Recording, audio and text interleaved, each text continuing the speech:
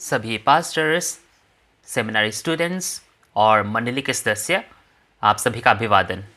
आप सभी को शिनचन जी के इस ऑनलाइन सेमिनार स्वर के भेदों के सही अर्थ पर जो गवाही है उस सेमिनार में देकर अच्छा लगा। मैं आपका इंस्ट्रक्टर आज किम मिनजुंग हूँ और मैं आज आपका मॉडरेटर रहूँगा। पिछले बार हमने अलंकारिक बीज, खेत, पेड़ और पक्षी के बारे में पढ़ा और आज शिनचन चर्च इन सभी दृष्टांतों का सही अर्थ और वास्तविकताएं इसलिए बता सकता है क्योंकि आज दृष्टांत उन वादों के हिसाब से आज खोले गए हैं और जो वाचा के पादरी हैं जिन्होंने ये सारी चीज़ें देखी और सुनी हैं वे आज यहाँ हैं। आज मैं आशा करता हूँ कि आज आप लोग जो दृष्टांत हैं उनके सही अर्थ जानने पाएंगे और उनकी वास्तविकता जानने पाएंगे और स्वर के भेद जानकर बहुत सारी गहरी बातें आप सीखने पाएंगे। तो चलिए एक दिल होकर परमेश्वर से प्रार्थना करते हैं। हे परमेश्वर पिता जो सच्चे हैं और पवित्र हैं, हम तेरा धन्यवाद करते हैं कि तूने आज हमें इस शिनचन जी ऑनलाइन सेमिनार को पूरी दुनिया में इसका आयोजन करने का हमें मौका दिया। आज हम इस सेमिनार के माध्यम से स्वर के भेदों के सही गवाही, उनके सही अर्थ के बारे में आज हम प्रचार करते हैं। आज पूरी दुनिया में हम जानते हैं कि एक आत्मिक अकाल पड़ी है और पूरे लोग तेरे वचन की प्यासे हैं। तो इस समय तूने अपने दूत को हमें भेजा और हमें ये उचित समय पर भोजन दिया, उसके लिए हम आपका धन्यवाद देते हैं। इस समय बहुत सारे लोग यहाँ आए हैं क्योंकि वे स्वर्ग के राज्य की कामना करते हैं और उसके बारे में जानने की आशा करते हैं। तो उनको तू याद रख, उन्हें तू ऐसे आँख दे और कान दे और ऐसा दिल दे जो ये सारी चीज़ें देख, सुन और समझ सकें। तो इस समय जितने भी लोग आए हैं तू उन्हें अनुग्रह दे और उन्हें बहुत सारा ज्ञान दे। इस समय से वो बहुत कुछ हम जानने पाए।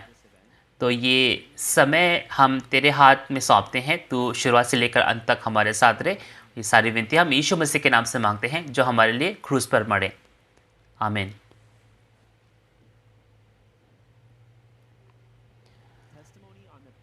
स्वर के भेदों के दृष्टांतों और उनके सही अर्थों पर गवाही आज छठा पाठ है और आज हम अलंकारिक भोजन और खमीर के बारे में पढ़ेंगे। तो चलिए हम थैदियस गोत्र के जो इंस्ट्रक्टर हैं उसे हम बुलाते हैं जो आज हमें वचन की गवाही देंगे। आप सभी को जिनको स्वर के राज्य की आशा है, जितने भी पास्टर्स हैं, सेमिनारी स्टूडेंट्स हैं जो पूरी दुनिया में आज जहां हमसे हमारे साथ जुड़े हैं, आप सभी का अभिवादन।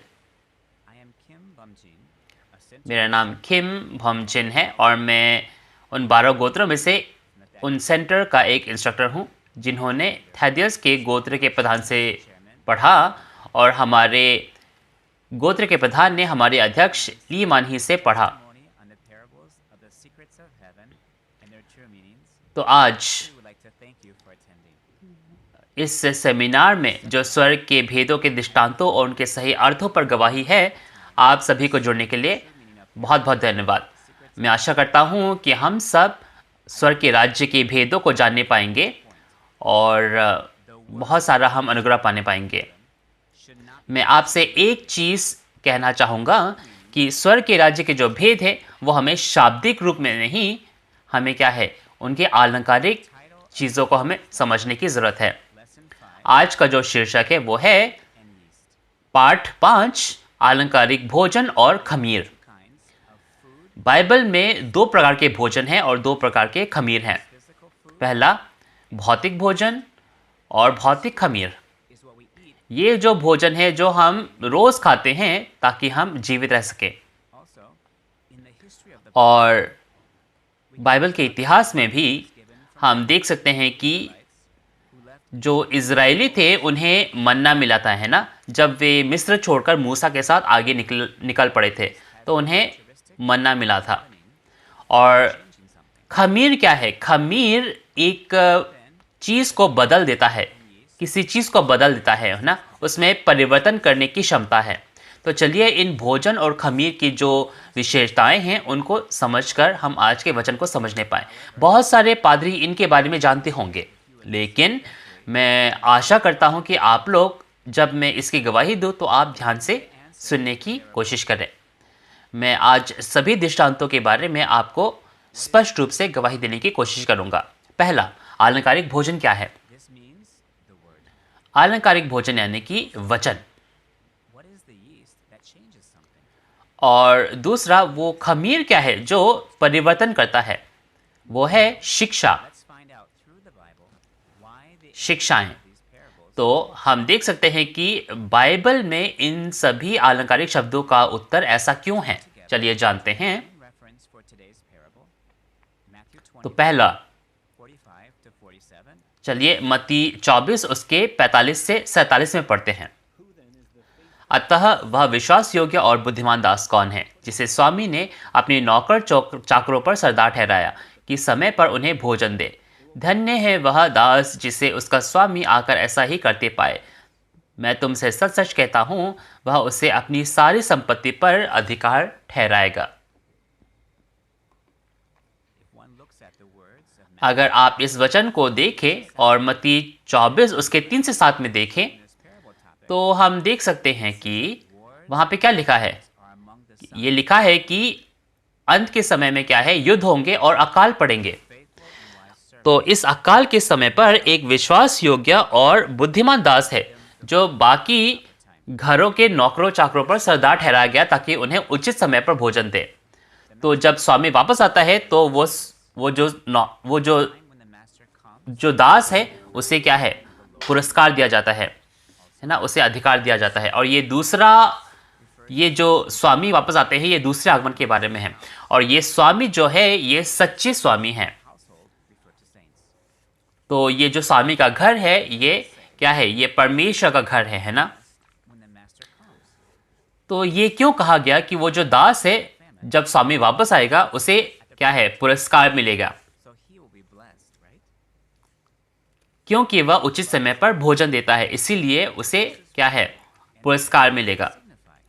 तो चलिए ये भोजन और ये अकाल क्या है इसके बारे में जानने की हम कोशिश करते हैं। ये क्या भौतिक अकाल और भौतिक भोजन की बात कर रहे हैं? तो हम इस समय जानते हैं कि तो इस समय क्या जो पादरी हैं वो सिर्फ प्रचार ना कर जो मंडली के सदस्य हैं उनको क्या भोजन भी देने की जरूरत है, भौतिक भोजन भी देने की जरूरत है उनको। हम ये समझने की कोशिश करें कि हमें क्या है, हम जैसे भौतिक भोजन को बहुत महत्व देते हैं, आज का वचन जो है, आज का वचन भी उससे ज़्यादा मूल्यवान है, क्योंकि ये भी हमारे जीवन और मृत्यु का सवाल है। जिस प्रकार हमारे शरीर को भौतिक भोजन चाहिए होता है उसी प्रकार हमारी आत्माओं को भी आत्मिक भोजन चाहिए होता है ताकि हमारी आत्मा भी जी सके। भोजन हमारे जीवन के लिए बहुत ज़रूरी होता है ना। इसीलिए हमारे आत्मा को भी जो भोजन चाहिए उससे भोजन की तरह क्या उसका उदाहरण लिया गया है। तो दुनिया में भी आप देख सकते हैं हमारे स्वास्थ्य के लिए जो अच्छा भोजन है वो भी है, लेकिन जो हमारे स्वास्थ्य और जीवन के लिए हानिकारक है वैसे भी भोजन है। उसी प्रकार आत्मिक रूप में भी ऐसा ही है। आप परमेश्वर का भोजन है जो हमारे क्या है, शायद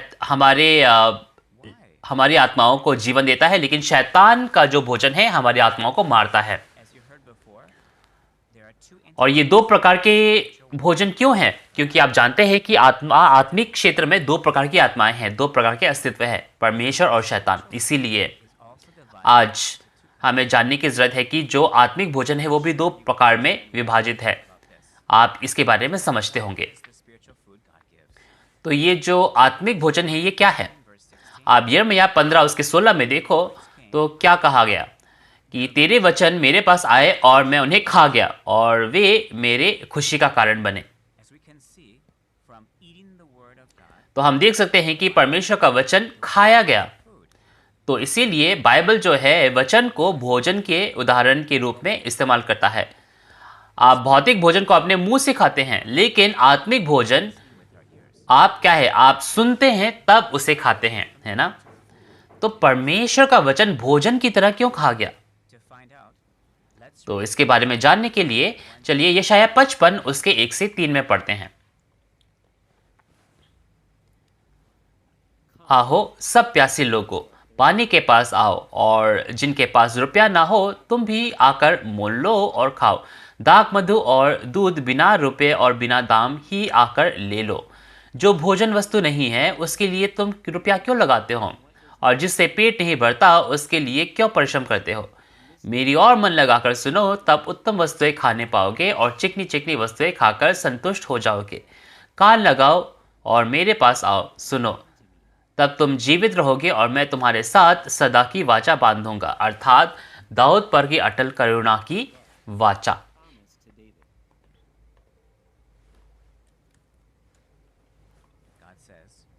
तो परमेश्वर ने कहा कि जो तुम प्यासे हो मेरे पास आओ और उस सच्चे भोजन को तुम पाओ, है ना, जो कि दाख मधु और दूध है, बिना रुपए के बिना पैसे के तुम उसे पाओ। लेकिन ये भोजन भौतिक भोजन नहीं है, ये दाख मधु और दूध भौतिक नहीं है। आप तीसरे में देख सकते हैं, कान लगाओ और मेरे पास आओ, सुनो, तब तुम जीवित रहोगे, ये लिखा है। तो हम क्या देख सकते हैं? हम अपने कान लगाकर सुन सकते हैं और उसे खा सकते हैं, ताकि हमारे जो आत्माएं हैं वो जी सके।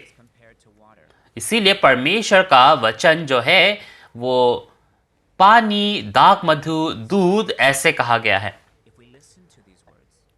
तो अगर हम इन वचन को सुनते हैं तो क्या होता है? तो ये होता है कि हमारी जो आत्मा है वो जीवित रहती है। जिस प्रकार भोजन हमारे शरीर को जिंदा रखता है, उसी प्रकार परमेश्वर का वचन हमारी आत्मा को जिंदा रखता है।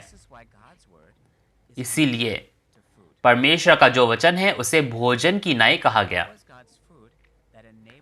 तो परमेश्वर का कौन सा वचन था जो लोगों की आत्माओं को जीवित रखता था पहले आगमन के समय पर? तो चलिए पहले आगमन में जीवन के वचन को देखते हैं। आप यूहन्ना 6 उसका 48 से आगे पढ़ते हैं। जीवन की रोटी मैं हूं। तुम्हारे पूर्वजों ने जंगल में मन्ना खाया और मर गए। वह रोटी है जो स्वर्ग से उतरती है, ताकि मनुष्य उसमें से खाए और न मरे। जीवन की रोटी जो स्वर्ग से उतरी है मैं हूं। यदि कोई इस रोटी को खाए तो सर्वदा जीवित रहेगा, और जो रोटी मैं जगत के जीवन के लिए दूंगा वह मेरा मांस है। यीशु ने कहा कि मैं जीवन की रोटी हूं, और तुम्हारे पूर्वजों ने जंगलों में मन्ना खाया लेकिन वे मर गए। लेकिन ये वो रोटी है, अगर कोई खाएगा तो वो सदा जीवित रहेगा। और आप 53 में देख सकते हैं, 53 के आगे देख सकते हैं कि यीशु ने कहा कि हमें उसका लहू और मांस खाने की जरूरत है ताकि हम अनंत जीवन पाएं। लेकिन यीशु का लहू और मांस हम कैसे खा सकते हैं, है ना? क्या हमें यीशु का जो भौतिक लहू और मांस है वो खाना है? ऐसा नहीं है, है ना? ये भौतिक लहू और मांस के बारे में नहीं है। यीशु ने कहा कि मेरे वचनों को लोगों को सुनने की जरूरत है ताकि उन्हें जीवन मिले। आप यूहन्ना 6 उसके 63 में देखो तो यीशु ने क्या कहा? आत्मा जीवन देती है, शरीर का कोई लाभ नहीं। तो जो मैं वचन तुमसे कहता हूं वो जीवन है और वो आत्मा है। और आप 68 में देख सकते हैं, पतरस ने यीशु के जो चेले थे उन्होंने क्या कहा? पतरस ने क्या कहा? हे प्रभु, हम कहाँ जाएंगे? अनंत जीवन के वचन तो तेरे पास हैं। तो इसीलिए यीशु ने आत्मिक भोजन का जो महत्व है उसके बारे में बताया। आप यूहन्ना 6 उसके 27 में देखो, यीशु ने क्या कहा? यीशु ने कहा कि जो जो भोजन नष्ट हो जाता है उसके लिए कार्य मत करो, लेकिन उस भोजन के लिए कार्य करो जो अनंत जीवन तक रहता है। तो अगर हम ये भोजन खाएंगे तो क्या हम अनंत जीवन नहीं पाएंगे? हम पाएंगे, है ना? तो अनंत भोजन, अनंत जीवन का भोजन, अनंत जीवन, इसके बारे में आप कुछ याद कर सकते हैं?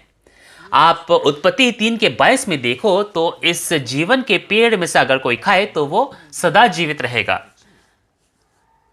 तो परमेश्वर ने हमें क्या है, अनंत जीवन की आशा दी है जो आज तक कोई भी नहीं पाने पाया है। लेकिन आज ये जो आत्मिक भोजन है, जो अनंत जीवन का भोजन है, ये हमारे हमारे लिए कितना मूल्यवान है वो हम जान नहीं पाए। तो ये जो जीवन का जो भोजन है वो क्या है जो आज हमें खाने की जरूरत है? तो चलिए, जो प्रभु प्रार्थना में हम जो रोज की रोटी है ना, दिन भर की रोटी हम कहते हैं, उसके बारे में जानते हैं। मत्ती 6:11 में यीशु मसीह ने हमसे क्या कहा कि दिन भर की रोटी आज हमें दे। तो सभी संत, जब आप ये प्रभु प्रार्थना करते हैं तो आप क्या सोचते हैं? आपने क्या ये ऐसा नहीं सोचा कि ये भौतिक खाने के बारे में है? जब मुझे नहीं पता था तो मैं भी सोचता था कि ये भौतिक रोज की जो रोटी है हमारी, उसके बारे में सोचता था।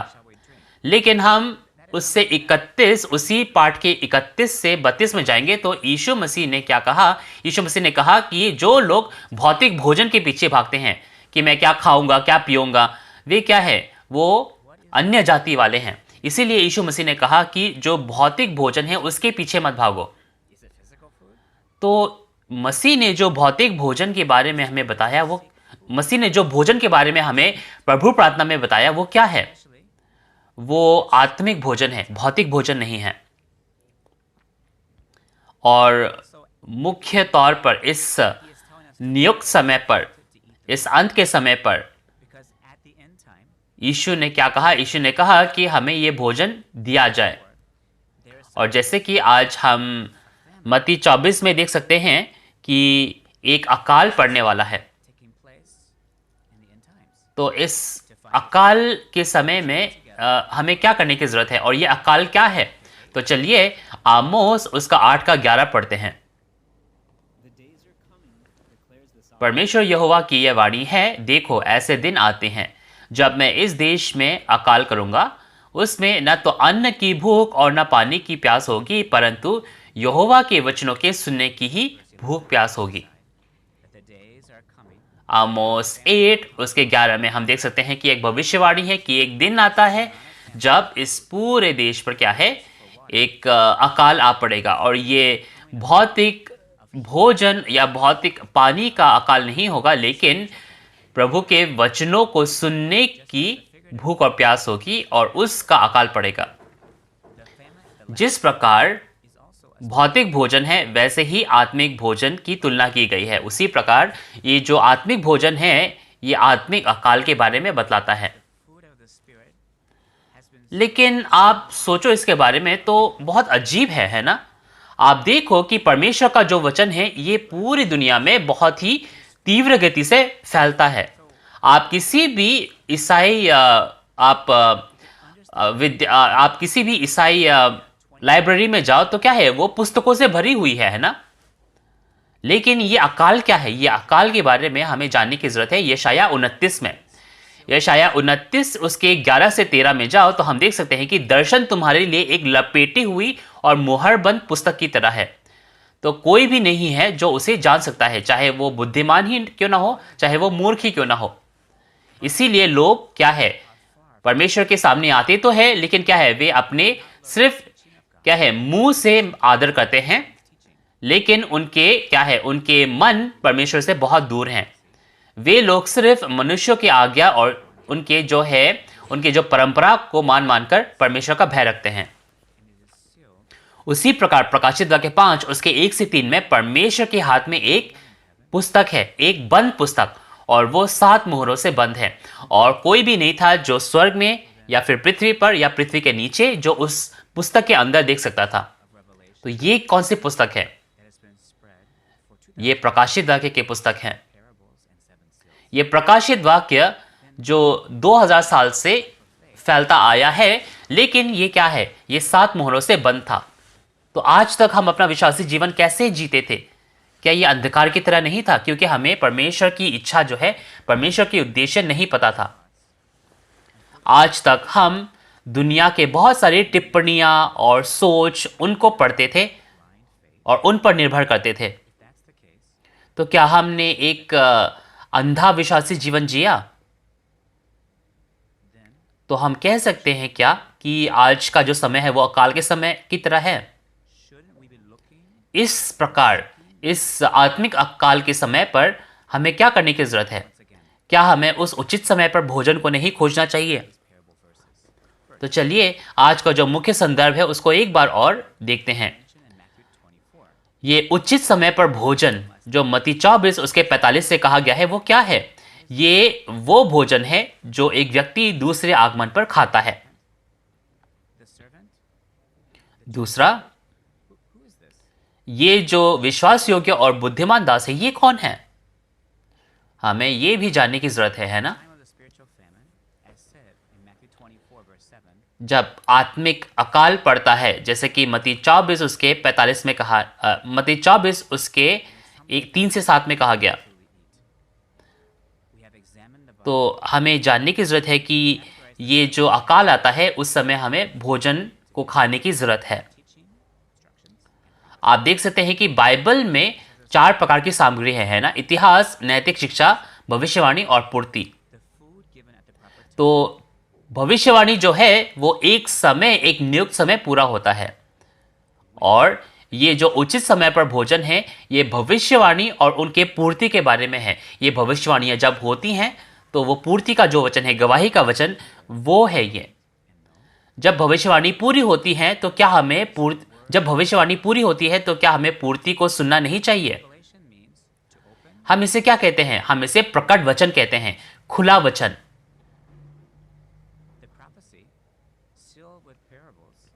और ये जो दृष्टांत, जो स्वर्ग के राज्य जो दृष्टांतों में बंद थे, अब ये खुल चुके हैं। तो अब ये भेद नहीं रहे, ये रहस्य नहीं रहे, लेकिन आज का है उन भौतिक पूर्तियों के बारे में गवाही दी जाती है। इसीलिए ये भोजन है जो आज हमें खाने की जरूरत है, जिसके द्वारा हम बचाए जा सकते हैं। और ये वही भोजन है जिसका हम प्रभु प्रार्थना में हर बार प्रार्थना करते हैं कि दिन भर की रोटी।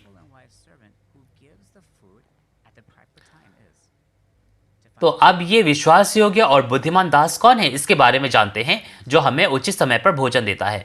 तो चलिए प्रकाशित वाक्य 2 में चलते हैं। प्रकाशित वाक्य 2 उसका 17। जिसके कान हो वह सुन ले कि पवित्र आत्मा कलीसियाओं से क्या कहता है। जो जय पाए उसको मैं गुप्त मन्ना में से दूंगा, और उसे एक श्वेत पत्थर भी दूंगा, और उस पत्थर पर एक नाम लिखा हुआ होगा जिससे उसके पाने वाले के सिवाय और कोई न जानेगा। तो प्रकाशित वाक्य 2 के 17 में हमने ये देखा कि यीशु ने वादा किया कि गुप्त मन्ना वह उसे देता है जो जय पाता है।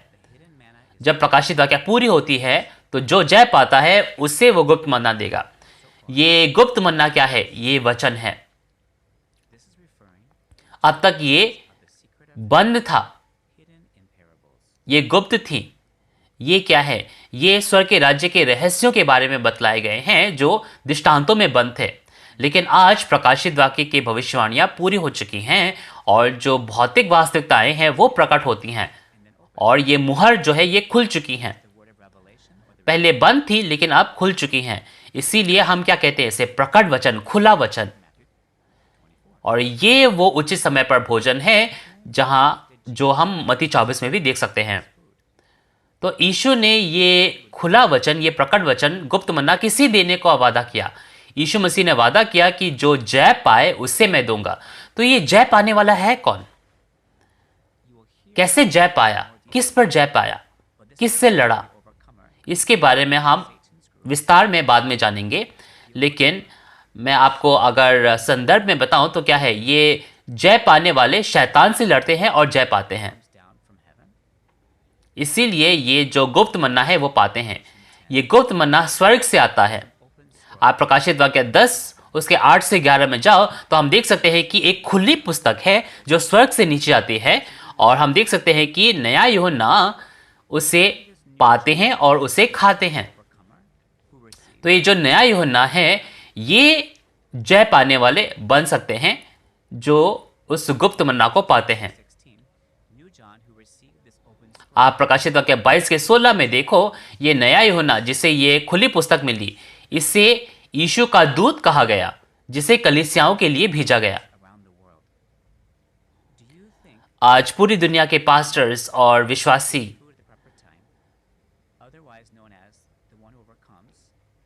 मैं आप सोचो कि ये जो विश्वास योग्य और बुद्धिमान दास है, नया यूहन्ना, यीशु का दूत, ये आज प्रकट हो गया है। अगर ये प्रकट हो गया है तो क्या हमें उसे खोजने की जरूरत नहीं? क्या हमें उससे मिलने की जरूरत नहीं? मैं आशा करता हूं कि आज आप सब लोग जो इस वचन को सुनते हैं, सच में उस विश्वास योग्य और बुद्धिमान दास को जानने पाएंगे और इस उचित समय पर भोजन खाकर हम अपने उद्देश्य तक पहुंचने पाएंगे। अब तक हमने परमेश्वर के वचन को जाना है ना, तो चलिए अब हम शैतान के वचन के बारे में भी जानने की कोशिश करते हैं। शैतान का भी भोजन होता है जिससे हमें नहीं खाना चाहिए, जिससे हमें दूर रहने की जरूरत है। आप नीति वचन 4 उसके 17, मलाकी 1 उसके 7 में देखो तो क्या लिखा है। हम देख सकते हैं कि एक ऐसा भोजन है जो हमें क्या है, दूषित करता है। ये जो दुष्टता का भोजन है, इसे हमें नहीं खाना है। तो क्या भौतिक आप रोटी में से क्या है, कोई दुष्ट रोटी भी होती है कोई? ऐसा नहीं है। ये क्या है, आत्मिक भोजन के बारे में बात करता है। ये भोजन जो है शैतान का भोजन है। अब ये शैतान का भोजन है क्या? क्योंकि परमेश्वर का भोजन परमेश्वर का वचन है जो सच्चाई है। शैतान का भोजन क्या है, उसका उल्टा, उसके विपरीत वो शैतान के वचन है और ये क्या है, ये झूठ है। आप देख सकते हैं कि जब प्रकाशित वाक्य पूरा होता है तो प्रकाशित वाक्य 17 और 18 में हम देख सकते हैं कि पूरी दुनिया जो है उस व्यभिचार की मदिरा से मतवाले हो गए हैं। क्या ऐसी कोई मदिरा है जो व्यभिचार की मदिरा कहलाती है? ये भी क्या है, ये भी आत्मिक भोजन है। आत्मिक भोजन है और ये क्या है, ये शैतान का भोजन है जो कि है झूठ। इससे शैतान का भोजन या फिर व्यभिचार की मदिरा क्यों गई है, क्यों कही गई है? क्योंकि वचन में क्या है, दुनिया की चीजें मिली हुई हैं। आप उत्पत्ति से इसकी तुलना करें तो इसे क्या कहा जा सकता है? इसे कहा जा सकता है भले और बुरे के ज्ञान का वो फल, है ना। ये क्या है, अच्छे और बुरे दोनों चीजों से मिला हुआ है। उसी प्रकार ये जो व्यभिचार की मदिरा है, इसमें यीशु के वचन के साथ क्या है, दुनिया की चीजें भी मिली हुई हैं।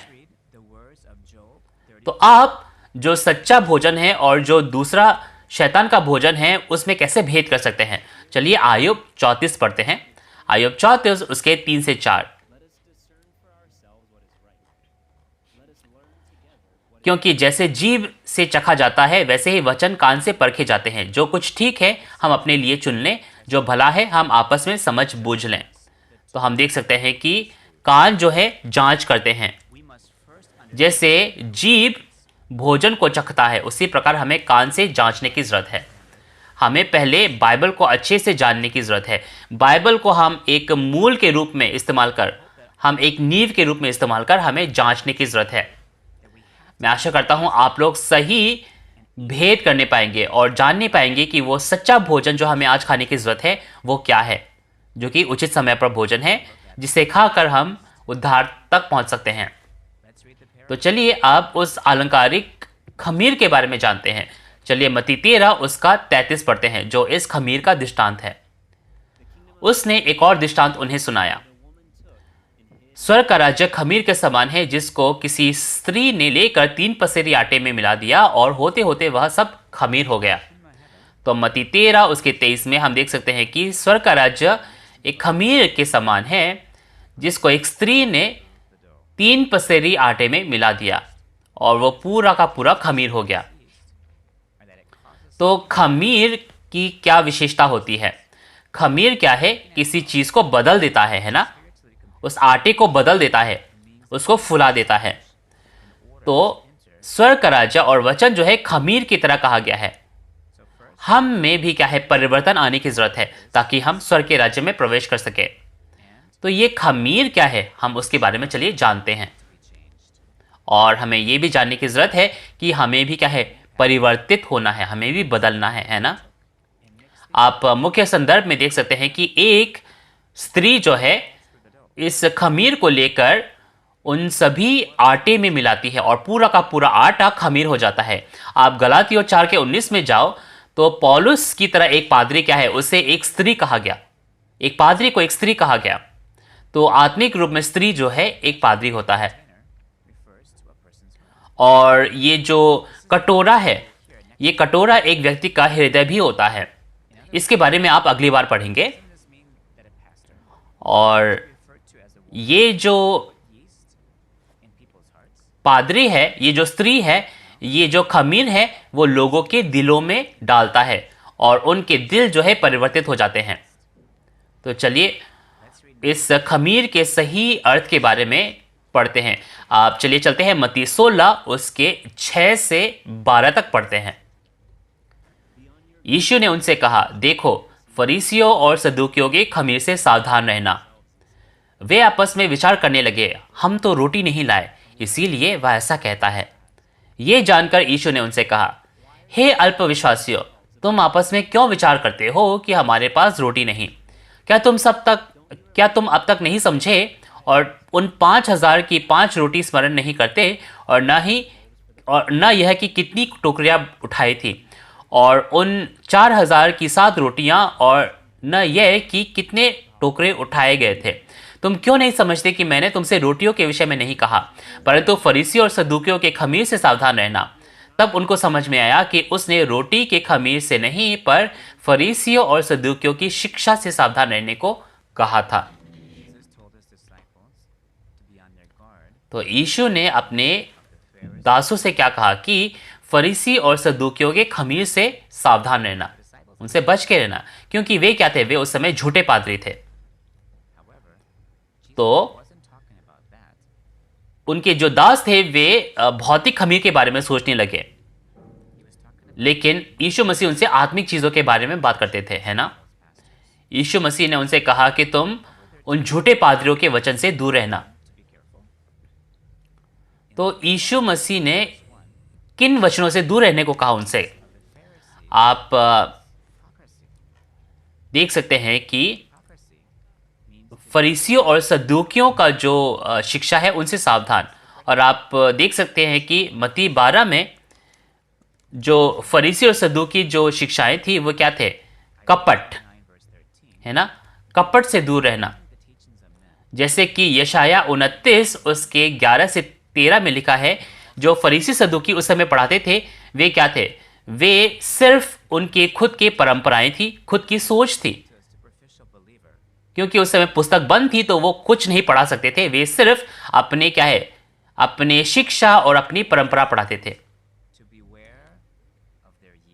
इसीलिए यीशु मसीह ने उन चेलों से क्या है, उनके खमीर से दूर रहने को कहा। तो चलिए इसके बारे में हम सरल भाषा में जानते हैं। खमीर का मतलब क्या है? खमीर का मतलब है वो शिक्षा जो लोगों के दिलों और लोगों को परिवर्तित करे, उन्हें बदले। तो ये खमीर किस प्रकार के, कितने प्रकार के हो सकते हैं? जिस प्रकार 2 प्रकार के भोजन हैं, उसी प्रकार 2 प्रकार के खमीर भी होंगे। एक परमेश्वर का खमीर और एक शैतान का खमीर।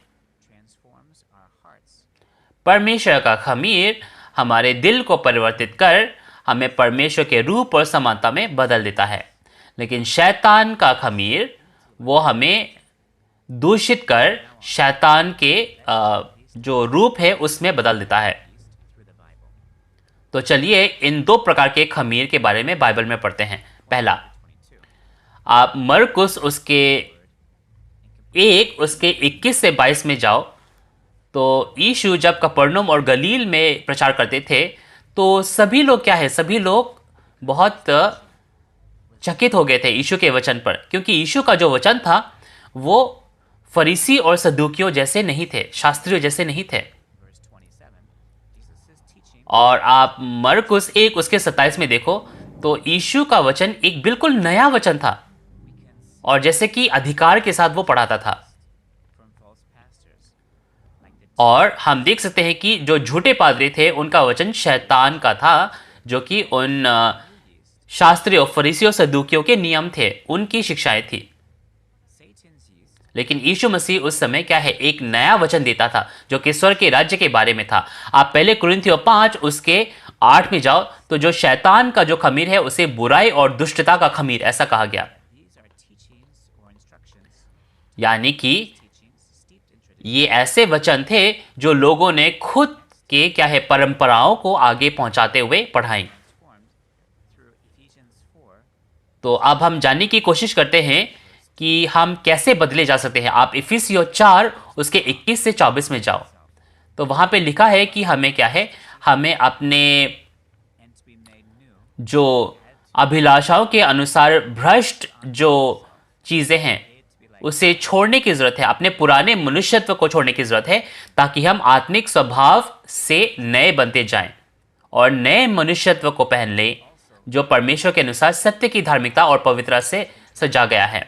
यानी कि परमेश्वर का वचन, परमेश्वर का खमीर जो हमें नया बना सकता है वो है। लेकिन ऐसे भी वचन हैं, ऐसे भी खमीर हैं जो हमें नहीं सुनने चाहिए। चलिए नीति वचन उसके 19 में चलते हैं। नीति वचन 19 उसके 27 को पढ़ते हैं। हे मेरे पुत्र, यदि तू शिक्षा को सुनना छोड़ दे तो तू ज्ञान की बातों से भटक जाएगा।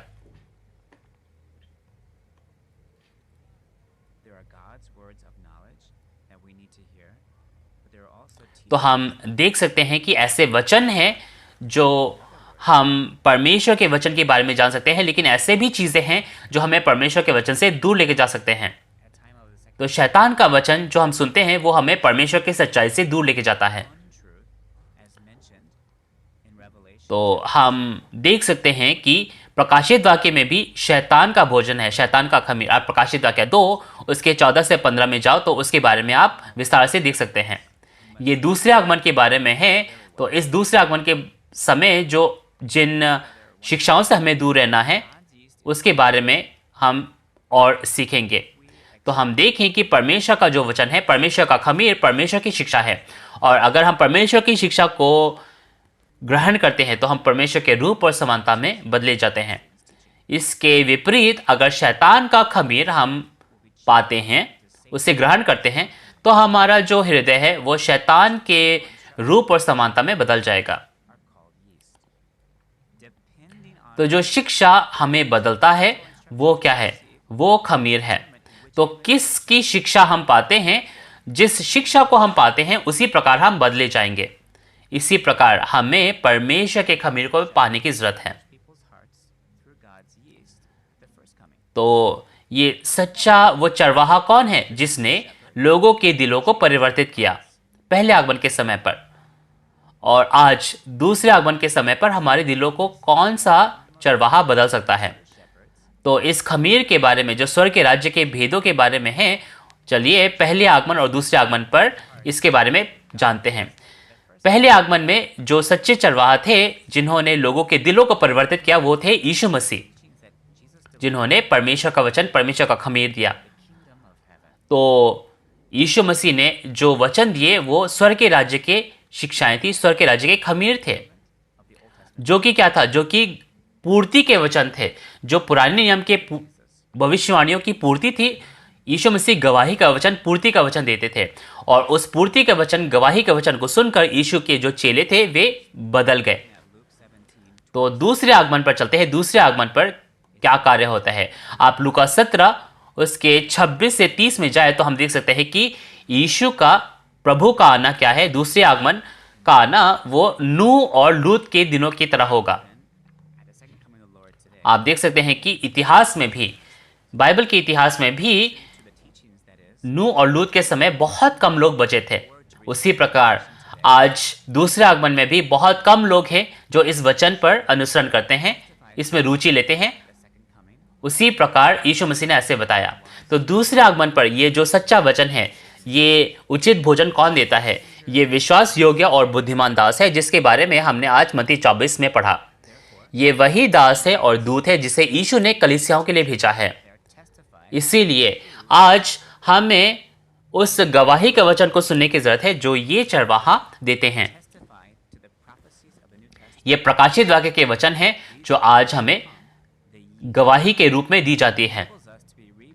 ये आज स्वर्ग के राज्य के खमीर हैं जो हमें परमेश्वर के रूप, परमेश्वर के संतान बनने में मदद करते हैं। हमें आज स्वर्ग के राज्य के जो भेद है उनके बारे में जानने की जरूरत है ताकि हमारे दिल भी परिवर्तित हो सके। अगर कोई भी चीज ऐसी थी जो मैं नहीं जानता था, अगर मुझे नहीं पता था, अगर मुझ में कुछ झूठ थे, तो मुझे साहसपूर्वक उन झूठ को, उन गलत चीजों को फेंक कर नए सच्ची चीजों को डालने की जरूरत है। मैं सच में आशा करता हूं हम सब लोग स्वर्ग के राज्य के उस आशा में आगे बढ़ने पाए। तो चलिए आज के जो पाठ है उसका हम निष्कर्ष करते हैं। परमेश्वर का वचन परमेश्वर का खमीर है, सच्चा वचन जो हमारे दिल को परिवर्तित करता है। लेकिन शैतान का वचन जो है झूठा वचन है जो लोगों को और हमारे क्या है आत्माओं को मारता है। तो बाइबल में हमने ये देखा कि इन दो में हमें भेद करने की जरूरत है और इससे ज़्यादा ज़रूरी ये है कि एक उचित समय पर भोजन है जो हमें प्रभु के दूसरे आगमन के समय खाने की जरूरत है, जो कि प्रकाशित वाक्य के भविष्यवाणी और पूर्ति की गवाही का वचन है, जो मत्ती 24 और प्रकाशित वाक्य के जो सभी विस्तार में व्याख्याएं हैं उनके बारे में हैं। तो आज जब भविष्यवाणियां पूरी होती हैं, आज हमें जानने की जरूरत है कि प्रकाशित वाक्य जो इस समय खुल चुका है, जो दृष्टांतों में अब बंद नहीं है, उसके बारे में हम जानने की कोशिश करें। और एक विश्वास योग्य और बुद्धिमान दास है जो वादा किया गया चरवाहा है, जिसे यीशु मसीह ने भेजने का वादा किया, जो नया यूहन्ना है जो इन वचनों की आज गवाही देता है। हमें इस चरवाहे से मिलने की जरूरत है। और परमेश्वर का खमीर यानी कि परमेश्वर का सच्चा वचन जो हमारे दिलों को बदल दे और परमेश्वर के रूप और समानता में एक नए सिरे से जन्म लेने की मदद करे। लेकिन शैतान का जो खमीर है वो हमें शैतान के रूप और समानता में बदल देता है। तो हमें इन दो खमीर के बारे में भी जानने की जरूरत है और भेद करने की जरूरत है। मैं आशा करता हूं और मुझे यकीन है कि आगे आने वाले सेमिनार्स में भी अगर आप भाग लेंगे तो परमेश्वर के वचन और शैतान के वचन में भेद करने में आप माहिर हो जाएंगे। पास्टर्स, सेमिनारी स्टूडेंट्स और जितने भी विश्वासी हैं जो इस वचन को आप सुनते हैं, हमारा जो विश्वास है वो किस लिए है? क्या वो स्वर्ग का राज्य और अनंत जीवन के लिए नहीं है? तो आज हमें उस विश्वास योग्य और बुद्धिमान दास से मिलने की जरूरत है जो चरवाहा है, जिसका यीशु ने वादा किया, जो इस समय हमें उचित समय पर भोजन देता है और उस उचित समय पर भोजन उस खमीर से हम बदले जाएं ताकि हम सब बदल कर नए मनुष्यत्व को पहनकर स्वर्ग के राज्य में प्रवेश करने के उस मार्ग पर आगे बढ़ें। अगला जो पाठ होगा वो और एक इंस्ट्रक्टर और एक अच्छे पाठ को लेके आएंगे और भी ज़्यादा स्पष्ट आपको वो सेशन देंगे। तो अगले सेशन में जब आप जुड़ेंगे तो मैं आशा करता हूँ आप अच्छे से सुनने पाएंगे। और अंत में, क्योंकि हम परमेश्वर और यीशु में एक हैं, तो मैं अपनी आवाज़ उठाकर वी आर वन कहना चाहूँगा। जब मैं वी आर वन कहूँ तो आप भी अपने उंगली को उठाकर एक साथ हम आवाज़ निकाल सकते हैं। We are one. परमेश्वर और यीशु में हम एक हैं। We are one. बहुत बहुत धन्यवाद। ये आज का गवाही का अंत है। तो चलिए परमेश्वर से प्रार्थना करते हैं। हे परमेश्वर पिता, जिसके हम आभारी हैं, इस समय तूने हमें प्रकाशित वाक्य का वचन दिया और ये उचित समय पर भोजन हमें दिया जो उस विश्वास योग्य और बुद्धिमान दास के माध्यम से आता है। इसके लिए हम आपका बहुत बहुत धन्यवाद करते हैं। शैतान हमें भरमाना चाहता है और अपनी चीज़ें हमें सिखाता है और तेरे कार्य में बाधा डालता है, लेकिन आज हमें परमेश्वर तेरे वचन को जानने में मदद कर, ताकि हम सब तेरे संतान, तेरे दास बन सकें। हम ये भी कामना करते हैं कि हम जो परमेश्वर के जो खमीर है, सच्चे खमीर है, उससे हम बदले जाएं, जो उस विश्वास योग्य और उस सच्चे चरवाहा के द्वारा हमें मिलता है। हमें सच में तेरे रूप और समानता में बदलने की मदद कर। और जितने भी अभी ऑनलाइन सेमिनार्स बचे हैं, उनमें भी तू हमारी मदद कर, ताकि हम बहुत सारा अनुग्रह और आशीष पाने पाएं। सभी चीज़ों के लिए बहुत बहुत धन्यवाद, और ये सारी विनती हम यीशु मसीह के नाम से मांगते हैं, आमीन। तो सुनने के लिए बहुत बहुत धन्यवाद।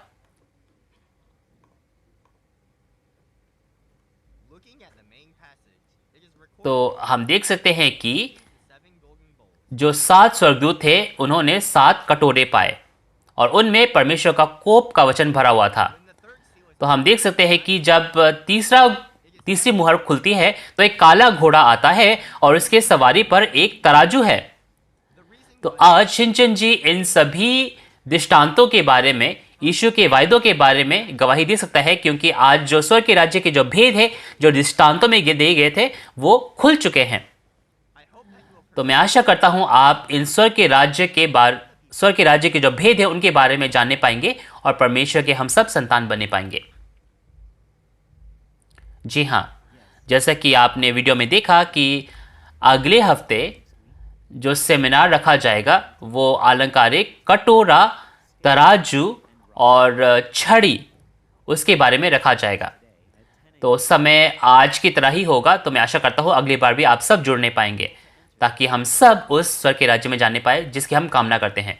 शिनचन जी ऑनलाइन सेमिनार जो स्वर्ग के राज्य के भेदों के दृष्टांतों और उनके सही अर्थ पर गवाही है, ये पूरी दुनिया में 24 भाषाओं में इसका प्रसारण हो रहा है और ये आज हमारे आधिकारिक YouTube चैनल द्वारा प्रसारित किया जा रहा है। आज के शिक्षा में अगर आपको कोई प्रश्न है या शिनचन जी के बारे में आप ज़्यादा जानना चाहते हैं तो इन दिए गए नंबर्स पर आप संपर्क कर सकते हैं। हम आपके साथ विस्तार में बात करने की कामना करते हैं। तो अब हम शिनचन जी ऑनलाइन सेमिनार जो प्रभु प्रार्थना है वो कर समाप्त करेंगे। तो चलिए प्रार्थना करते हैं। हाँ, हे हमारे पिता, तू जो स्वर्ग में है, तेरा नाम पवित्र माना जाए, तेरा राज्य आए, तेरी इच्छा जैसे स्वर्ग में पूरी होती है वैसे ही पृथ्वी पर भी हो। हमारे दिन भर की रोटी आज हमें दे, और जिस प्रकार हमने अपने अपराधियों को क्षमा किया है वैसे ही हमारे अपराधों को क्षमा कर, और हमें परीक्षा में ना ला परंतु बुराई से बचा, क्योंकि राज्य और सामर्थ्य और महिमा सदा तेरे ही हैं। आमीन।